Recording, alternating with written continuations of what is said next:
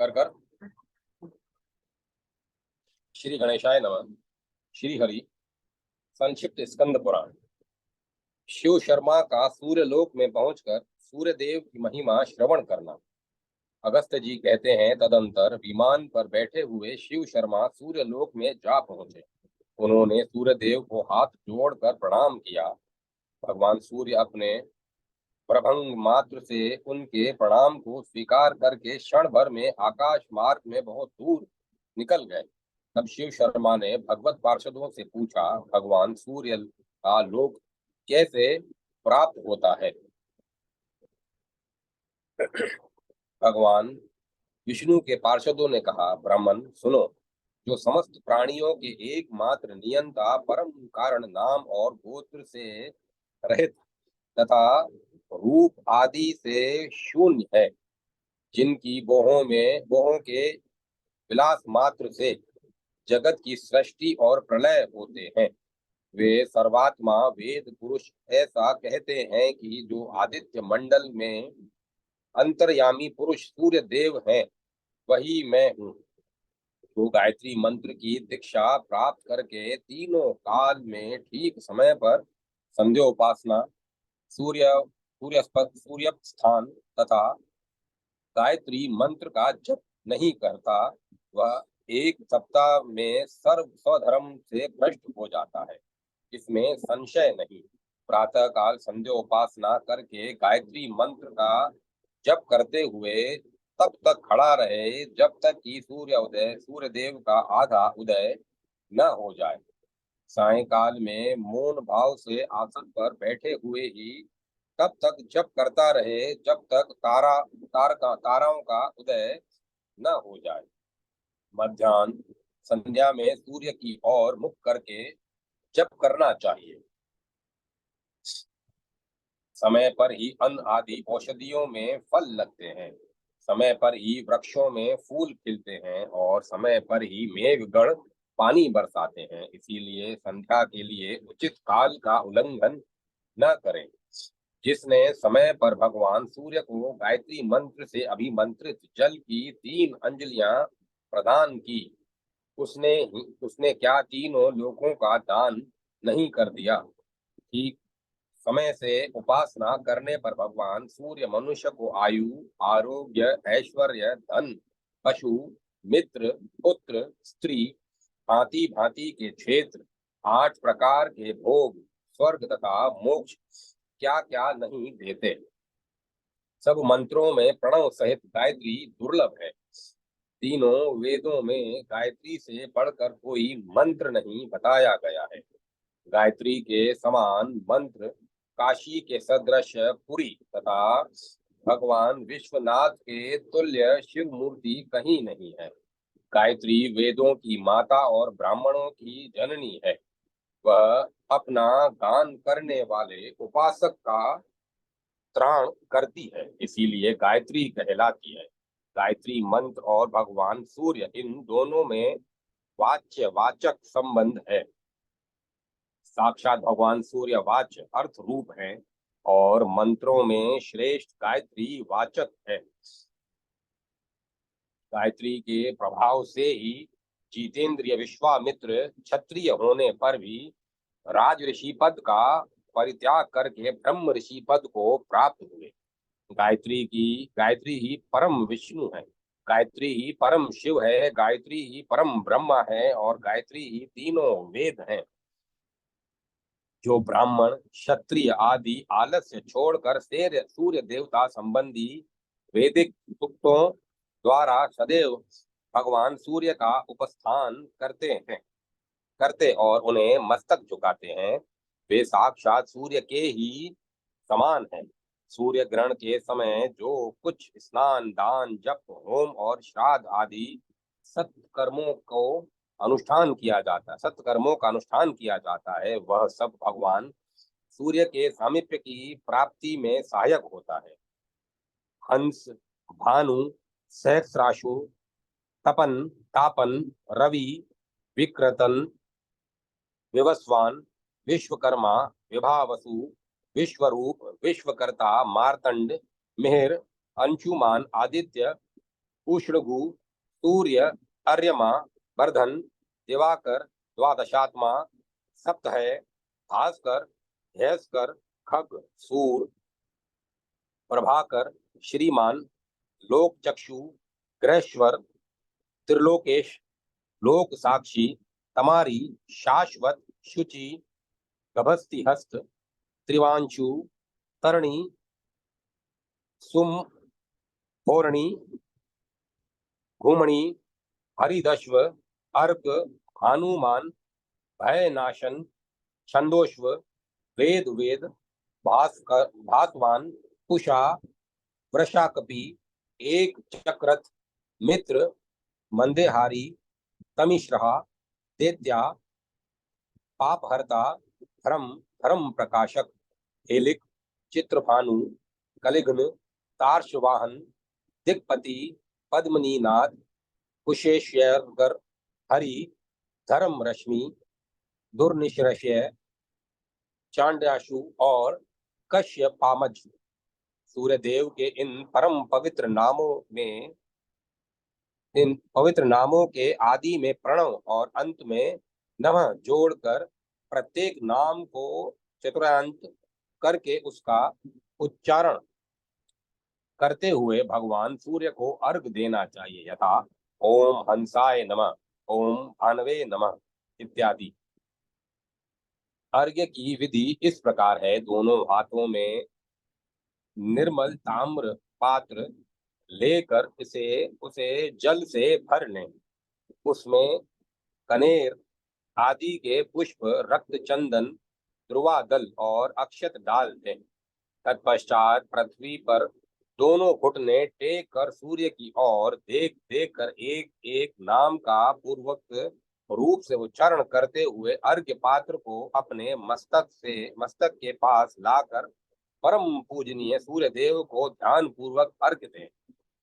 सूर्योदय और सूर्य अस्त के समय महामंत्र रहस्य रूप इन 70 नामों के द्वारा प्रत्येक नाम में मंत्र के साथ सूर्य देव को नमस्कार करना चाहिए। ऐसा करने वाला मनुष्य न कभी दरिद्र होता है और न कभी दुख का ही भागी होता है। वह पूर्व जन्मों उपार्जित भयंकर रोगों से भी मुक्त हो जाता है और समय पर मृत्यु को प्राप्त होकर भगवान सूर्य के लोक में प्रतिष्ठित होता है। इस पुण्य कथा को सुनते हुए शिव शर्मा ने क्षण भर में देवराज इंद्र के लोक में पहुंचकर उनकी महापुरी का दर्शन किया। ओम सूर्याय नमः, ओम नमः शिवाय, ओम नमो नारायण। इंद्रलोक तथा अग्निलोक का वर्णन। विश्वानर मुनि के द्वारा की हुई आराधना से प्रसन्न होकर शिव जी का उन्हें वरदान देना। शिव शर्मा ने पूछा, यह उत्तम पुरी किसकी है? दोनों भगवत पार्षदों ने कहा, महाभाग, यह देवराज इंद्र की पुरी है। विश्वकर्मा जी ने बड़ी भारी तपस्या के फल से इस पुरी का निर्माण किया है। इस अमरावती में कपड़ा बुनने वाले और आभूषण बनाने वाले नहीं रहते, क्योंकि यहाँ कल्प वृक्ष ही सबको रुचि के अनुसार वस्त्र और आभूषण देता है। यहाँ रसोई बनाने के कार्य में कुशल रसोइये ही नहीं है। एकमात्र कामधेनु ही यहाँ संपूर्ण रसों को प्रस्तुत करती है। यही सहस्त्र नेत्रों वाले इंद्र हैं। ये ही स्वर्ग लोक के अधिपति हैं। इन्होंने 100 अश्वमेध यज्ञों का अनुष्ठान किया है, इसीलिए ये इंद्रदेव शतमन्यु कहलाते हैं।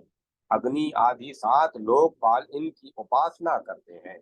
जो कोई भी जितेंद्रिय पुरुष पृथ्वी पर निर्विघ्नता पूर्वक 100 अश्वमेध यज्ञों का अनुष्ठान पूरा कर लेता है, वह इंद्रपुरी में जाकर इंद्र पदवी को प्राप्त होता है, इंद्र पदवी को पाता है। जिन्होंने 100 यज्ञ पूरे नहीं किए हैं, वे यज्ञकर्ता राजा भी इस लोक में निवास करते हैं। जो ब्राह्मण ज्योतिषोम आदि यज्ञों द्वारा यजन करते हैं, वे भी इस लोक में निवास करते हैं। जो तुला पुरुष दान आदि 16 महादानों का अनुष्ठान करते हैं, वे शुद्ध चित्त वाले पुण्यात्मा पुरुष अमरावतीपुरी को प्राप्त करते हैं। जो संग्राम में कभी पीठ नहीं दिखाते, कायरों की सी बात नहीं करते, धीरता पूर्वक पराक्रम दिखाते हुए वीर शैया पर वीर गति को प्राप्त होते हैं, वे राजा भी यहाँ निवास करते हैं। यज्ञ विद्या में कुशल यज्ञकर्ता मनुष्य भी यहाँ निवास करते हैं। इस प्रकार देवराज इंद्र के नगर की स्थिति संक्षेप से बताई गई है। अब तुम इस ज्योतिर्मयी अग्निपुरी की ओर देखो। जो उत्तम व्रत का पालन करने वाले पुरुष अग्नि देव के उपासक हैं, वे इस लोक में निवास करते हैं। अग्नि होत्र परायण ब्राह्मण, अग्नि सेवी ब्रह्मचारी तथा पंचाग्नि व्रत का पालन करने वाले तपस्वी अग्नि लोक में अग्नि के समान तेजस्वी होकर रहते हैं। जो सर्दी के समय शीत का कष्ट दूर करने के लिए सूर्य सूखे काट दान करते तथा मंदाग्नि रोग वाले मनुष्यों में के जठराग्नि की वृद्धि के लिए वैश्वानर चूर्ण आदि औषध प्रदान करते हैं, वे चीर काल तक अग्नि लोक में निवास करते हैं। जो यज्ञ के लिए उपयोगी सामग्री अथवा धन अपनी शक्ति के अनुसार देते हैं, वे चर्चिष्मति पुरी में स्थान पाते हैं। वे जातियों के लिए एकमात्र अग्नि देवता ही परम कल्याणकारी है। अर्चिष्मति पुरी में स्थान पाते हैं। गुरु देवता व्रत और तीर्थ सब अग्नि ही है। सभी अपवित्र वस्तुएं अग्नि के संसर्ग में आने पर क्षण भर में पवित्र हो जाती है। अतएव उनका नाम पावक है। अग्निदेव त्रिभुवन के स्वामी परमेश्वर के नेत्र हैं। जब संसार घोर अंधकार से आच्छादित हो जाता है, उस समय उनके सिवाय दूसरा कौन प्रकाशक होता है। पूर्व काल की बात है, नर्मदा नदी के रमणीय तट पर नरमपुर में एक विश्वानर नामक मुनि थे, जो भगवान शिव के भक्त और बड़े पुण्यात्मा थे। एक समय भगवान शिव का ध्यान करके वे मन ही मन विचार करने लगे कि चारों आश्रमों में कौन सा आश्रम सत्पुरुषों के लिए विशेष कल्याण कारक है, जिसका भली भांति पालन करने पर एलोक और परलोक में भी सुख होता है। यह साधन श्रेष्ठ है, यह उससे भी श्रेष्ठ है और यह सुगम है। इस प्रकार सबकी आलोचना करके उन्होंने गृहस्थ आश्रम की प्रशंसा की। ब्रह्मचारी, गृहस्थ, वानप्रस्थ अथवा सन्यासी, इन सब का आधार गृहस्थ आश्रम ही है। देवता, मनुष्य, पितर तथा पशु पक्षी आदि भी प्रतिदिन गृहस्थ से ही अपनी जीविका चलाते हैं। इसीलिए गृहस्थ आश्रमी पुरुष ही सर्वश्रेष्ठ है। जो गृहस्थ स्नान, होम अथवा दान किए बिना ही भोजन कर लेता है, वह देवता आदि का ऋणी होकर नरक में पड़ता है। जो हठ से, लोक भय से अथवा स्वार्थ से ब्रह्मचर्य व्रत को धारण करता है, किंतु मन ही मन विषय भोगों का चिंतन करता रहता है, उसका धारण किया हुआ व्रत भी नहीं के समान हो जाता है। जो हट से, लोक भय से अथवा स्वार्थ से ब्रह्मचर्य व्रत को धारण करता है, किंतु मन ही मन विषय भोगों का चिंतन करता रहता है, उसका धारण किया हुआ व्रत भी नहीं के समान हो जाता है। पराई स्त्री का परित्याग करने, अपनी ही स्त्री से संतुष्ट रहने तथा ऋतु काल के समय पति पत्नी समागम करने वाले गृहस्थ को ब्रह्मचारी ही कहा गया है। जिसने रोग द्वेष को त्याग दिया है, जो काम क्रोध से दूर रहता है, वह अग्नि और स्त्री के साथ रहने वाला गृहस्थ वानप्रस्थ से भी बढ़कर है। जो वैराग्य से घर छोड़कर निकले किंतु हृदय में घर का सदा चिंतन करता रहे, वह दोनों ओर से भ्रष्ट होता है। उसको न तो गृहस्थ कहा जा सकता है और न वानप्रस्थ ही। जो गृहस्थ ब्राह्मण बिना मांगे प्राप्त हुई जीविका से जीवन निर्वाह करता और जिस किसी वस्तु से भी संतुष्ट रहता है, वह सन्यासी से भी बढ़कर है। जो सन्यासी जहाँ कहीं भी दुर्लभ वस्तु भी मांग बैठता है और भोजन से संतुष्ट नहीं होता, वह सन्यासी धर्म से भ्रष्ट हो जाता है। इस प्रकार गुण अवगुण का विचार करके विश्वानर ब्राह्मण ने अपने योग्य उत्तम कुल की कन्या के साथ विधि पूर्वक विवाह किया। नारायण।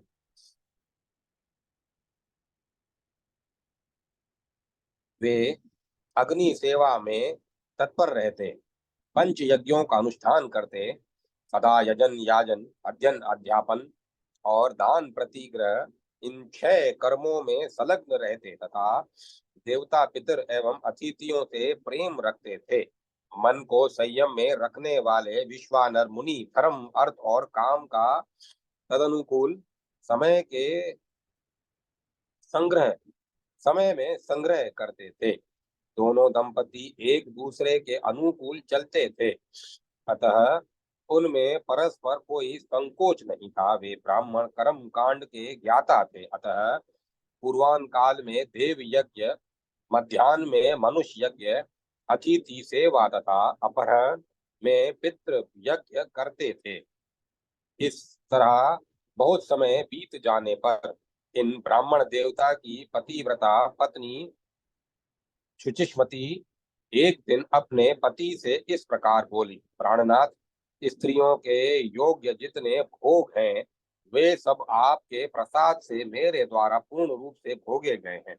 अब आप मुझे भगवान शंकर के सदृश पुत्र प्रदान करें। शुचिमती का यह वचन सुनकर विश्वानर मुनि ने क्षण भर समाधि लगाकर मन ही मन इस प्रकार विचार किया, अहो, मेरी इस पत्नी ने यह कैसा अत्यंत दुर्लभ वर मांगा है, परंतु इसके मुख में वचन रूप से स्थित होकर साक्षात भगवान शिव ने ही यह बात कही है। अतः इसे टालने या बदलने की भी सामर्थ्य किसमें है। यूं सोच विचार कर विश्वानर मुनि ने पत्नी से कहा, प्रिय, ऐसा ही होगा। उसे इस प्रकार आश्वासन देकर मुनि तपस्या के लिए चल दिए। उन्होंने काशी में जाकर मणिकर्णिका का दर्शन किया और 100 जन्मों में उपार्जित त्रिविध पाप तापों का परित्याग कर दिया।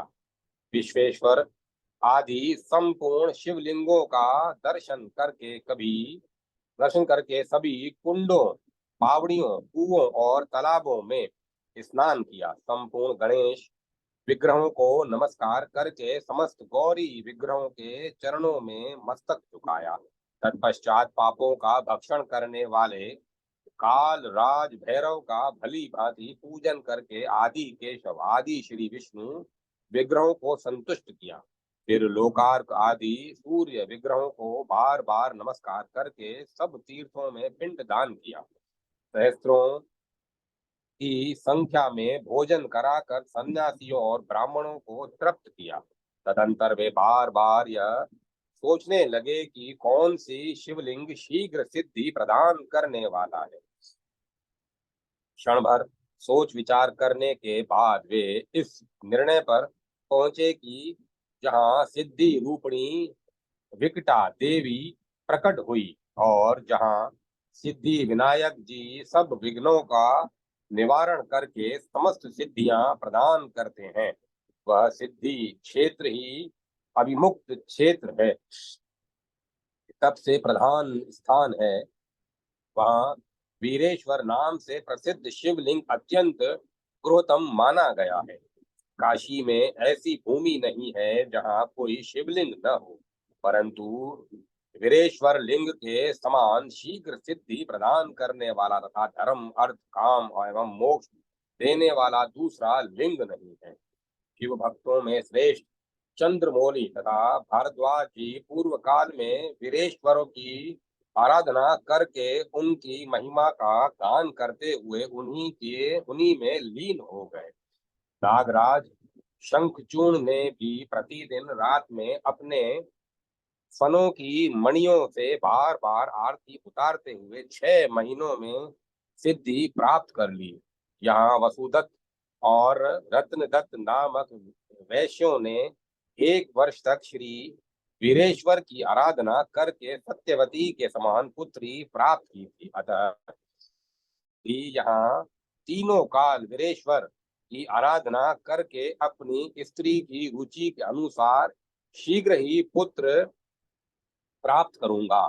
धीर बुद्धि वाले विप्रवर विश्वानर ने ऐसा निश्चय करके चंद्रकूप के जल में स्नान किया और व्रत की दीक्षा ले नियम ग्रहण किया। वे 1 मास तक प्रतिदिन केवल एक बार भोजन करके रहे। फिर दूसरे मास में दिन भर उपवास करके केवल रात में ही भोजन करते रहे। फिर 1 मास तक बिना मांगे जो कुछ मिल जाए उसी पर निर्वाह करते रहे। उसके बाद पूरे 1 मास तक उन्होंने अखंड उपवास किया। तदंतर 1 मास तक दूध पीकर, 1 मास तक साग और फल खाकर, 1 महीने तक मुट्ठी भर तिल चबाकर और 1 महीने तक केवल जल पीकर जीवन निर्वाह किया।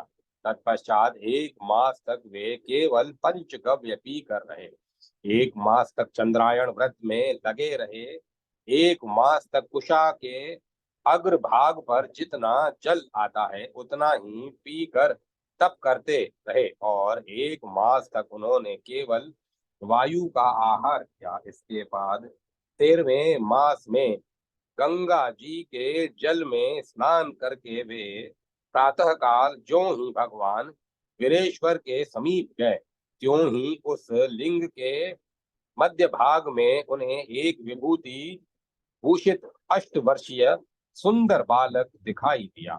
उसके नेत्र कानों के समीप तक फैले हुए थे।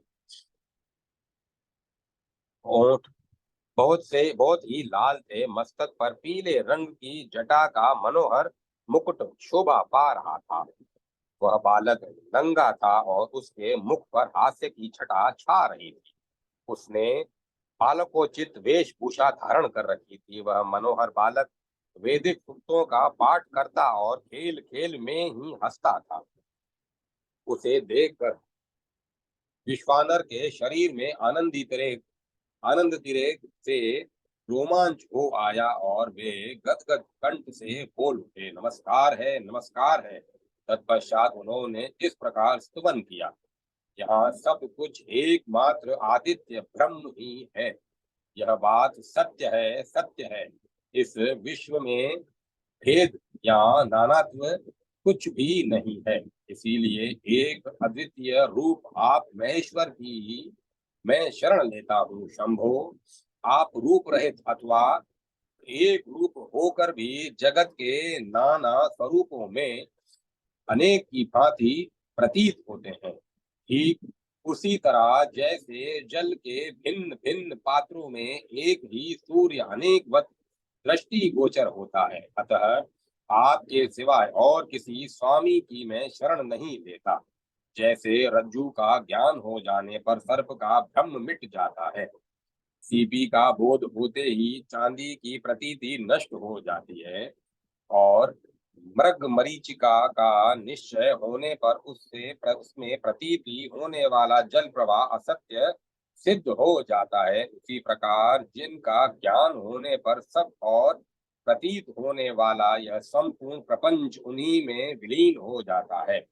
उन महेश्वर की मैं शरण लेता हूँ। शंभो, जैसे जल में शीतलता, अग्नि में दाहकता, सूर्य में ताप, चंद्रमा में आह्लाद, पुष्प में सुगंध तथा दूध में घी स्थित है, उसी प्रकार संपूर्ण विश्व में आप व्याप्त है।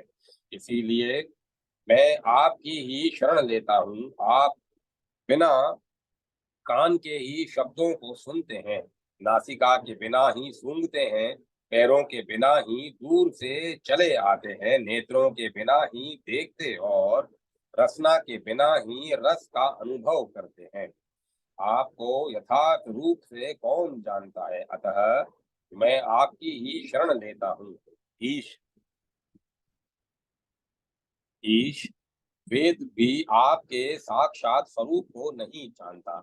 बड़े बड़े योगीश्वर तथा इंद्र आदि देवता भी आपको यथार्थ रूप से नहीं जानते, परंतु आपका भक्त आपकी ही कृपा से आपको जानता है। अतः मैं आपकी ही शरण लेता हूँ। आप ही व्रत हैं, आप ही तरुण हैं और आप ही बालक हैं। कौन सा ऐसा तत्व है जो आप नहीं है? सब कुछ आप ही है, अतः मैं आपके चरणों में मस्तक नवाता हूँ। इस प्रकार स्तुति करके विप्रवर विश्वानर अतिशय आनंद मग्न हो दंड की भांति पृथ्वी पर पड़ गए। इतने में ही बालक रूपधारी शिव बोल उठे, भूदेव, तुम कोई वर मांगो।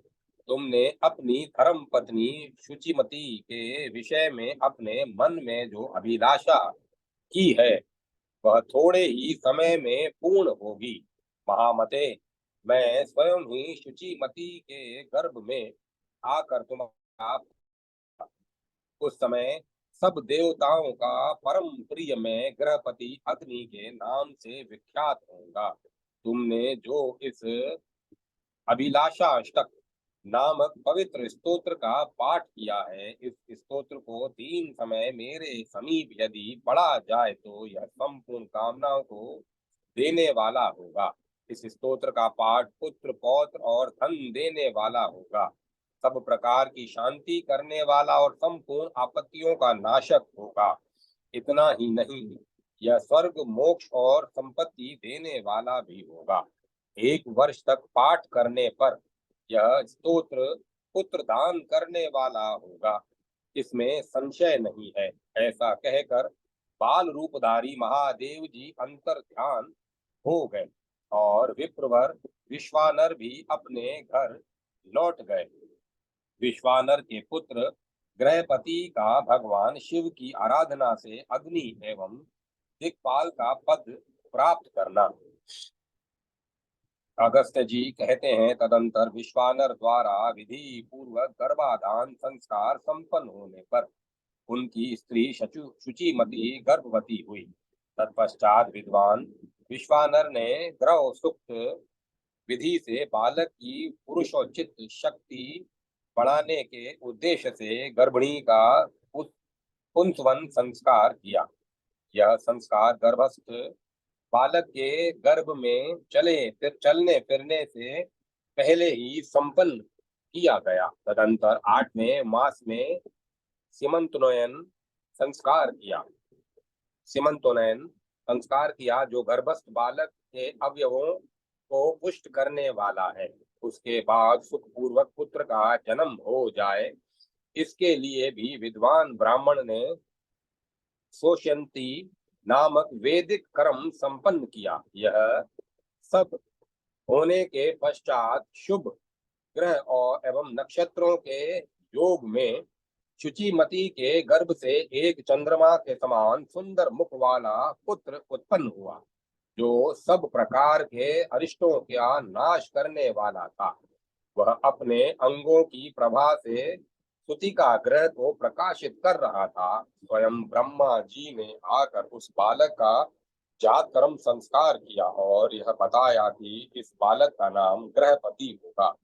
विष्णु और महादेव जी के साथ बालक के लिए उचित रक्षा विधान करके सबके प्रपितामह ब्रह्मा जी हंस पर आरूढ़ हो चले गए। चौथे महीने में बालक का घर से बाहर निष्क्रमण हुआ।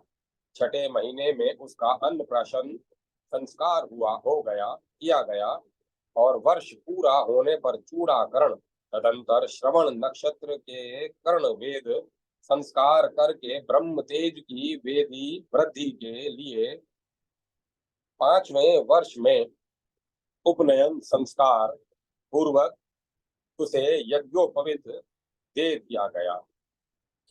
उसके बाद श्रावणी में उपाक्रम करके विद्वान विश्वानर ने उसे वेद पढ़ाना आरंभ किया। 3 ही वर्ष में उस बालक ने अंग पद और क्रम के साथ विधि पूर्वक संपूर्ण वेदों का अध्ययन कर लिया।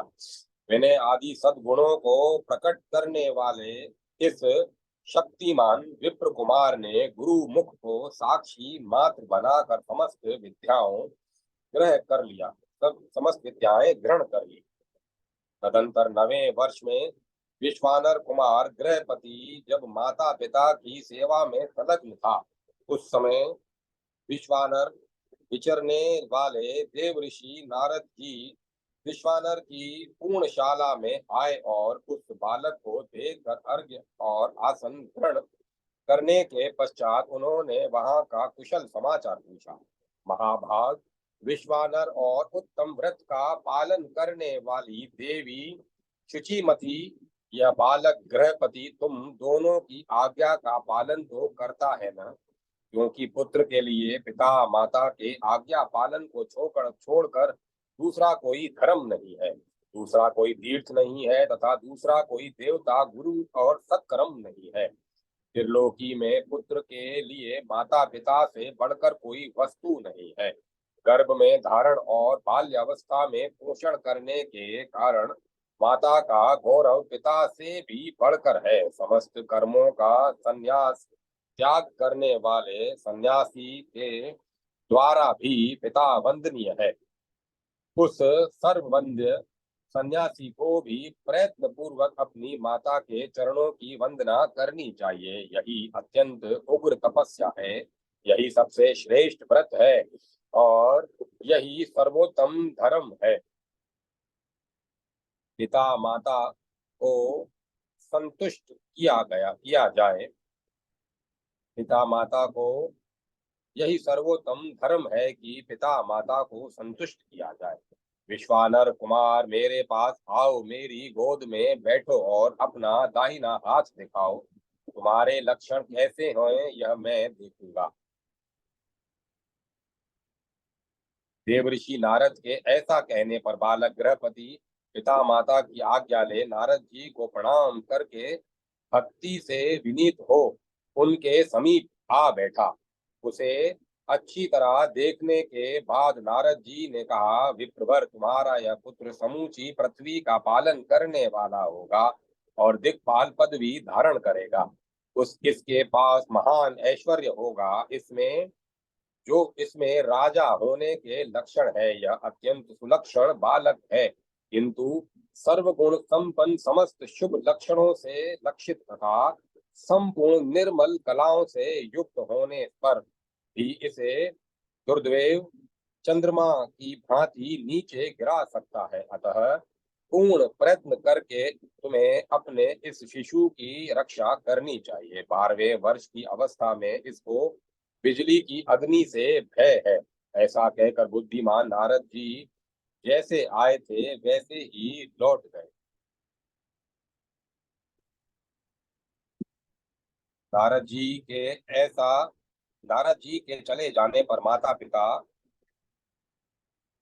को शोक से घिरा हुआ देख गृहपति ने मुस्कुराते हुए कहा, माता और पिताजी, आप लोगों को इतना भय क्यों हो रहा है? आप दोनों के चरणों की धूलि से मेरे शरीर की रक्षा हो रही है।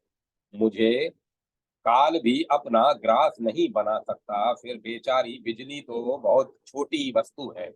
आप दोनों मेरी प्रतिज्ञा सुने। यदि मैं आप दोनों का पुत्र हूं तो ऐसा प्रयत्न करूंगा जिससे बिजली स्वयं मुझसे भयभीत होगी। जो साधु महात्माओं को सब कुछ देने वाले और सर्वज्ञ हैं, काल के भी काल, कालकूट विष का भक्षण करने वाले महाकाल है, उन भगवान मृत्युंजय की आराधना करके मैं निर्भय हो जाऊंगा। पुत्र की यह बात सुनकर बूढ़े ब्राह्मण दंपति इस प्रकार बोले, बेटा, तुम भगवान शिव की शरण में जाओ। इससे बढ़कर हित की दूसरी कोई बात नहीं हो सकती। भगवान शिव आशातीत फल को देने वाले और काल का भी संहार करने वाले हैं।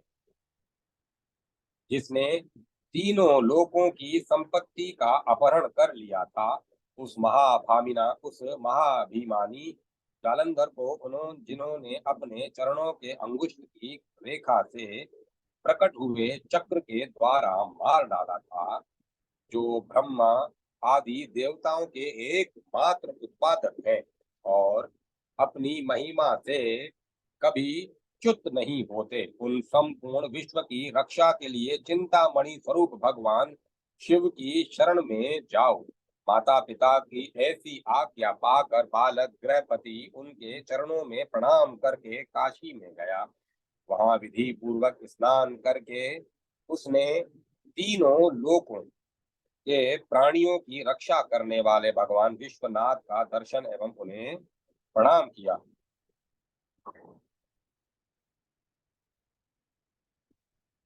विश्वनाथ जी का दर्शन करके गृहपति के हृदय में बड़ा संतोष हुआ। उसके मन ही मन उसने मन ही मन कहा, यह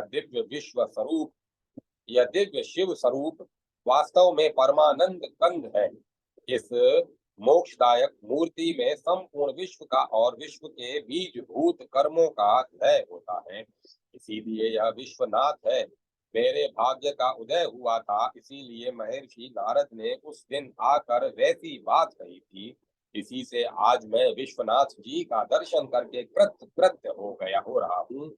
इस प्रकार आनंद सुधा रस से प्राण सा प्राण पारण सा इस प्रकार आनंद सुधा रस से पारणता करके गृहपति ने अत्यंत कठोर नियम ग्रहण किया।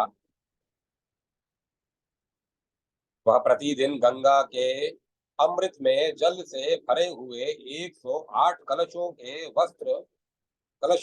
वस्त्रों द्वारा छाने छाने हुए जल से भगवान शिव को स्नान कराता और उन्हें नील कमल की माला समर्पित करता था। वह माला 1008 पुष्पों की बनी हुई होती थी। गृहपति 15-15 दिन पर कंदमूल फल भोजन करता था। इस तरह उसने 6 मास व्यतीत किए। फिर 6 मास महीनों तक उसने एक एक पक्ष पर सूखे पत्ते चबाए। 6 महीनों तक उसने जल की एक एक बूंद का ही आहार किया और 6 महीनों तक केवल वायु भक्षण किया। इस प्रकार तपस्या करते हुए उस बालक के 2 वर्ष व्यतीत हो गए। जन्म से 12वें वर्ष में वज्रधारी इंद्र उसके समीप आए और बोले, तुम कोई मनोवांछित वर मांगो, मैं उसे दूंगा। बालक बोला, इंद्र, मैं तुमको जानता हूँ, किंतु आपस में आपसे वर नहीं मांगूंगा। मुझे वर देने वाले तो भगवान शंकर हैं। इंद्र ने कहा, बालक, मैं देवताओं का भी देवता हूँ, मुझसे भिन्न दूसरा कोई कल्याणकारी शंकर नहीं है। तुम मूर्खता छोड़कर मुझसे वर मांगो। ब्राह्मण बालक बोला, पाक शासन, मैं भगवान शिव के अतिरिक्त दूसरे किसी देवता से याचना नहीं कर सकता। उसकी इस यह बात सुनकर इंद्र के नेत्र क्रोध से लाल हो गए। उन्होंने भयानक वज्र उठाकर उस बालक को भयभीत किया। विद्युत की सैकड़ों ज्वालाओं से व्याप्त वज्र को देखकर ब्राह्मण बालक को देवऋषि नारद ने देवऋषि नारद के वचन का स्मरण हो आया और वह भय से व्याकुल होकर मूर्छित हो गया। उसी समय अज्ञान अंधकार को दूर करने वाले गौरीपति भगवान शंकर वहां प्रकट हो गए और अपने स्पर्श से उस बालक में नव जीवन का संचार सा करते हुए बोले, वत्स, तुम्हारा कल्याण हो, उठो उठो। उसने रात में सोए हुए की भांति बंद नेत्र कमलों को खोलकर और उठकर देखा। आगे भगवान शिव विराजमान है। उनका तेज सैकड़ों सूर्यों से भी अधिक प्रकाशमान है। मस्तक पर जटा जूट उनकी शोभा बढ़ा रहा। त्रिशूल और आजगव धनुष पिनाक, ये दोनों आयुध उनके हाथों में सुशोभित है। कपूर के समान गौर अंग उद्भासित हो रहा है। गुरुजनों और शास्त्र के वचन से उक्त लक्षणों द्वारा महादेव जी को पहचान कर गृहपति के नेत्रों में आनंद के आंसू छलक आए। वह एक क्षण तक ठगा हुआ सा खड़ा रहा, स्तुति नमस्कार अथवा कुछ निवेदन करने में भी समर्थ न हुआ। तब भगवान शंकर मुस्कुराते हुए बोले, वत्स ग्रहपते, तुम भयभीत न हो। इंद्र, वज्र अथवा काल भी मेरे भक्त का अनिष्ट करने में समर्थ नहीं है। मैंने ही इंद्र का रूप धारण कर तुम्हें डराया था। भद्र, मैं तुम्हें वर देता हूँ, तुम अग्नि पदवी के भागी बनो। तुम संपूर्ण देवताओं के मुख होगे। अग्नि, तुम समस्त प्राणियों के भीतर विचरण करो। इंद्र पूर्व और धर्मराज दक्षिण के मध्य में तुम दिक्पाल बनकर रहो और अपना राज्य ग्रहण करो। तुमने जो यह शिव की मूर्ति स्थापित की है, तुम्हारे ही नाम से प्रसिद्ध होगी। अग्नीश्वर नाम से विख्यात यह सब तेजों को बढ़ाने वाली होगी। सब समृद्धियों को देने वाले अग्नीश्वर की पूजा करके देव दश काशी से अन्यत्र मरने वाला पुरुष भी अग्नि लोक में प्रतिष्ठित होगा। ऐसा कहकर गृहपति अग्नि को दिक्पाल पद पर अभिषिक्त करके भगवान शंकर उसी शिव मूर्ति में समा गए। ओम नमः शिवाय। ओम नमः शिवाय। अब कथा को विराम दिया जाता है।